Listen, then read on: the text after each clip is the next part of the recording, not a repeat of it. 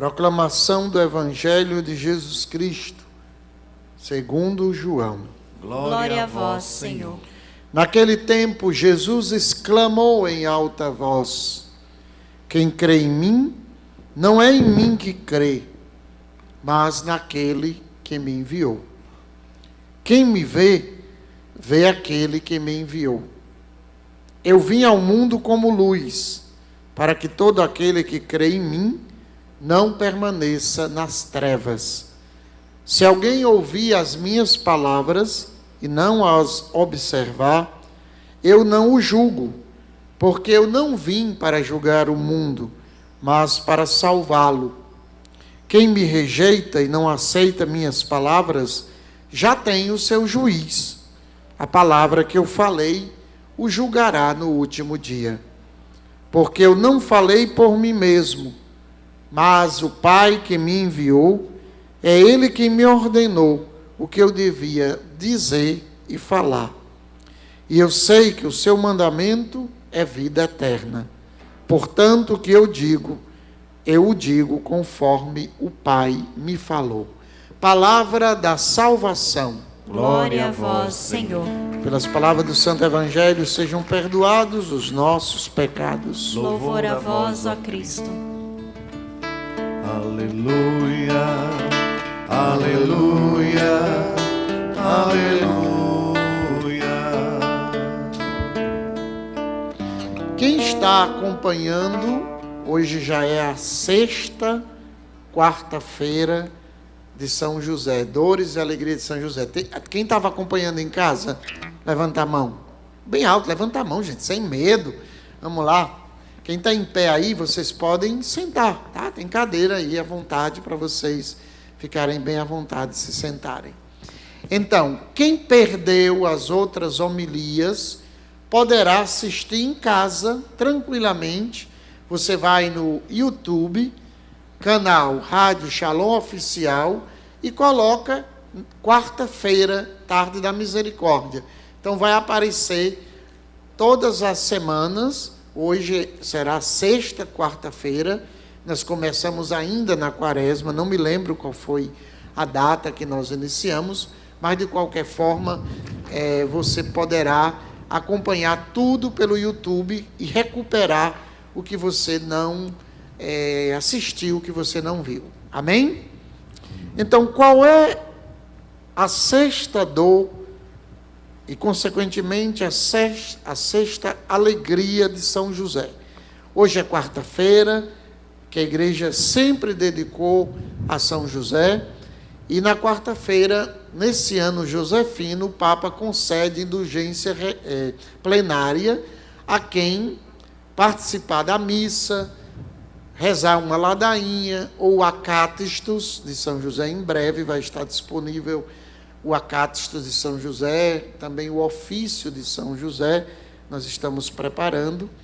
E nesse dia pode obter, estando em estado de graça, naturalmente, comungando e rezando nas intenções do Santo Padre, o Papa.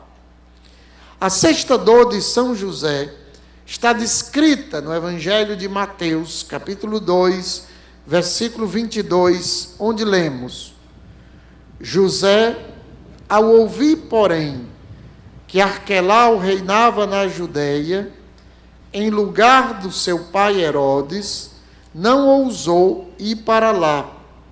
Avisado devidamente em sonho, retirou-se para a província da Galileia. A semana passada nós vimos que a quinta dor de São José e de Nossa Senhora foi a fuga para o Egito. E vimos o que foi para ele, para sua esposa Maria, para o próprio menino Jesus, ter que deixar a terra, que para um judeu a terra é santa, para eles deixar o seu clã, a sua família, as tradições, a sinagoga, e ir para o Egito, onde mesmo? Egito, lugar da escravidão, o lugar da maldição, o lugar dos ídolos. Para ele foi uma dor. Mas essa dor será também a volta, porque se São José sofreu e vimos a semana passada, por ter que levar Maria e o menino Jesus para o Egito, também o retorno, e nós vamos ver agora, foi e representou uma grande dor para o coração de São José. Por alguns anos, a Sagrada Família teve que ficar no Egito, até a morte de Herodes, o Grande. E a gente sabe pela história que Herodes o Grande veio a morrer no ano 6 depois de Cristo, por causa do erro da contagem de Dionísio. Nós temos aí um erro nesse zero da história, antes de Cristo, depois de Cristo. Na realidade, houve uma má informação, mas se permanece com aquilo que nós temos hoje no calendário. No entanto, Herodes morre no ano 6 depois de Cristo. E Cristo nasceu 4 ou 6 anos antes do ano 0, que nós temos como o ano do nascimento de Cristo. Portanto, Jesus já devia ter uma certa idade. Já deveria ter aí, uns 10 anos de idade, né? Uns 11 anos de idade. Não era tão grande ainda. Alguns anos eles viveram no Egito, até a morte de Herodes o Grande. E durante esse tempo no Egito, a Sagrada Família conheceu a amargura que todo exilado passa. Falta das coisas mais necessárias para a vida, adaptação a uma nova comida, a uma nova cultura, a uma nova língua, lidar com pessoas diferentes que não têm a mesma fé no Deus de Israel. Eles foram literalmente para o meio do inferno. O Egito era o lugar onde se praticava a idolatria, a adoração até do crocodilo, do gato, do Nilo como Deus. Não era fácil para um judeu estar no meio de um lugar contaminado por tanta idolatria. Porém, eles sofrem a ausência dos parentes, né? Eu morei em Roma 3 anos e meio, e uma das coisas, né, Verônica, que mais nos faltava era a presença dos amigos, dos familiares. Eu perdi minha mãe lá. Então, é uma dor grande você não ver os familiares, não ver os amigos mais próximos, não ver o avô, a avó. O menino cresceu sem conhecer as tias, né? Sem conhecer o avô nem a avó. A gente não pensa nisso, não é verdade? A gente nunca pensa. Fuga para o Egito. Não, como se fosse hoje pegar um avião e fazer turismo no Egito. Não era assim. Jesus cresceu e José tinha que ter cuidado com ele no meio daqueles meninos que praticavam a idolatria, né? Que falavam palavrão, sei lá. Não era como na Palestina, que todos os meninos iam à sinagoga. José teve que ensinar, Nossa Senhora teve que ensinar a Jesus as orações, a decorar a Torá, os 5 primeiros livros da Bíblia. Até 12 anos o menino tinha que decorar. Eles não tinham com quem partilhar as dores, nem quem ajudá-los nas necessidades. Mas a parte mais dolorosa destas privações do exílio, sobretudo, recaiu sobre José. Por quê? Porque Deus tinha confiado a ele a guarda do seu filho e a guarda de Nossa Senhora. A gente sabe que a criança não se preocupa tanto, sabe que os pais estão cuidando. A mulher, ela se preocupa, mas ela diz, não, meu marido está cuidando de tudo. Então, recai sobre o esposo, sobre o pai, a maior responsabilidade. Era ele quem devia procurar com o suor do seu rosto, trabalhando como carpinteiro, sendo humilhado, tendo que dar um preço e a pessoa dizer, não quero, está caro. Ele tinha que providenciar o pão para a sua família, em meio à dúvida, à frieza e à indiferença daquele povo estranho, de uma língua estranha. Enfim, finalmente o anjo diz para José voltar. chega o dia da volta. Quando eles finalmente já estão acostumados, instalados naquele lugar, Deus diz: voltem. Voltem para a terra de vocês. Não é tão fácil a gente ter que vender as coisinhas que adquiriu, se despedir daquelas pessoas que eles já tinham uma amizade, foram aí que 8, 9, 10 anos. Deixe tudo. Voltem para a Terra Santa. Este foi para José e Maria um raio que ilumina o horizonte obscuro. Devem voltar à terra abençoada pelo Senhor, rever os parentes e amigos, voltar para aquela terra onde o Verbo se fez carne. Porém, um pensamento atrapalha a alegria da volta. Como vai ser? Vamos chegar de novo numa terra onde os familiares vão dizer: vocês saíram daqui correndo? Vocês foram embora sem se despedir da gente? De uma hora para outra, cadê José, cadê Maria, cadê o menino tão doido? E agora voltam? Sem avisar, não é como hoje que a gente liga para os familiares, faz uma videochamada, um WhatsApp.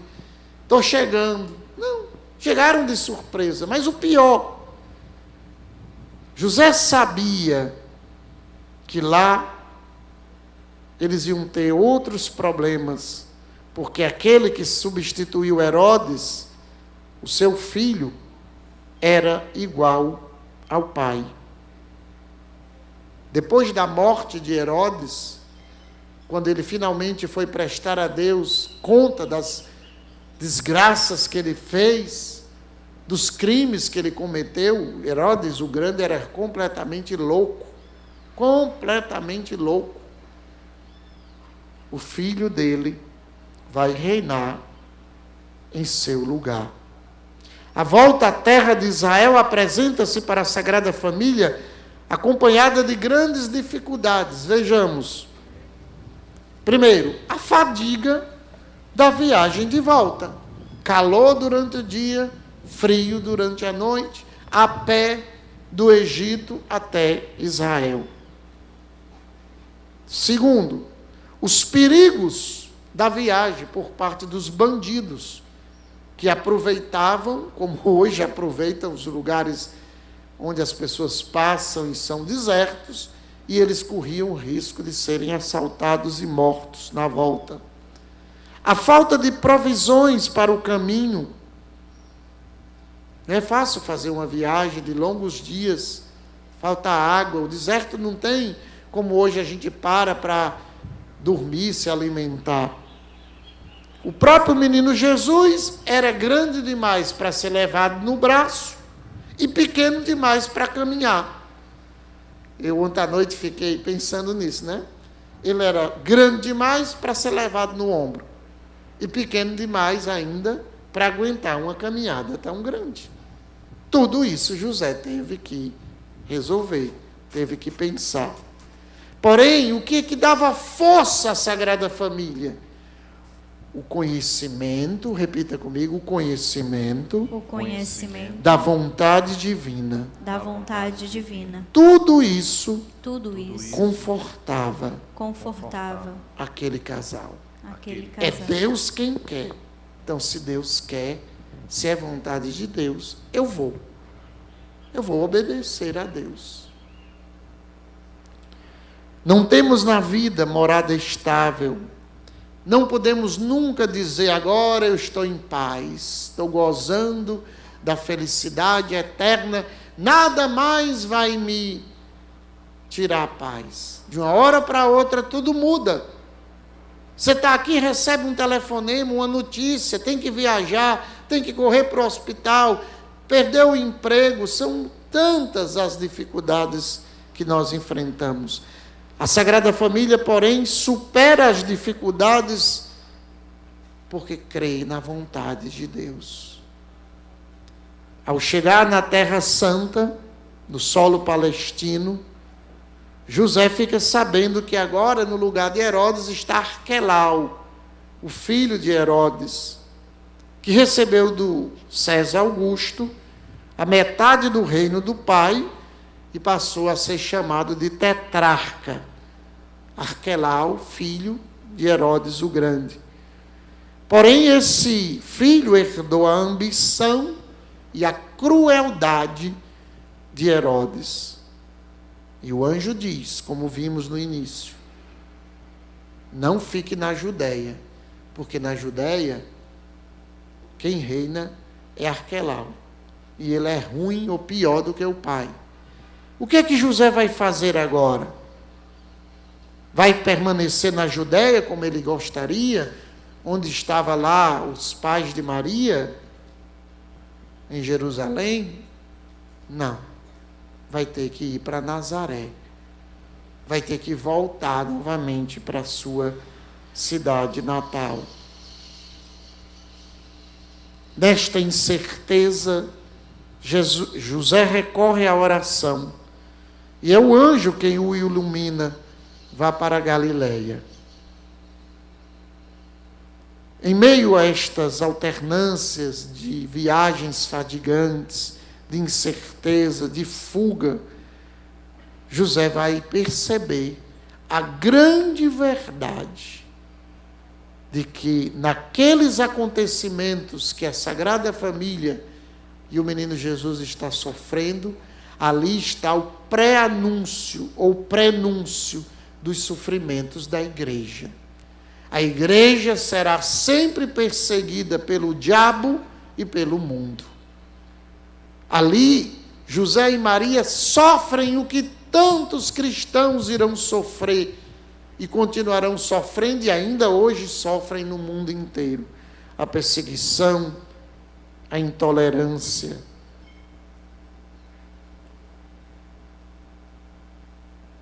José vai perceber aquilo que João dirá no capítulo 3,19. A luz veio ao mundo, mas os homens preferiram as trevas, porque as suas obras eram más. Já ali começa essa batalha entre a luz e as trevas. As trevas que tentam apagar, que tentam consumir, que tentam destruir a luz, que é Jesus Cristo. Concluindo, sempre concluímos com a alegria, porque nenhuma dor Deus vai permitir sem que Ele proporcione a alegria. Os temores que surgiram na alma de São José, com a notícia que Arquelau reinava na Judéia, foram aliviadas pela alegria de encontrar um canto em Nazaré. Simples, pobre. Quem vai ainda hoje em Nazaré, como eu fui, entra na carpintaria de José, o que eram buracos nas rochas. Um lugarzinho simples. Não tinha uma casa de primeiro andar. Não tinha uma mansão esperando. E como eu falei, naturalmente, quando chegaram, para muitos, quem são esses que voltaram? Saíram sem se despedir e agora voltaram novamente. E do zero, José vai ter que montar uma carpintaria e começar a trabalhar e a vender os simples móveis que fazia para sustentar sua esposa e seu filho. Quanta coisa estamos aprendendo de um homem normal, como qualquer homem, mas que vive uma vida sobrenatural, na certeza que ele trabalha para Deus, que confiou o seu filho, e para Maria, sua esposa eleita. São José, rogai por nós. Louvado seja nosso Senhor Jesus Cristo. Para sempre seja louvado. Pela dor e a alegria de São José, que o Senhor conceda a todos nós a graça que pedimos. Amém.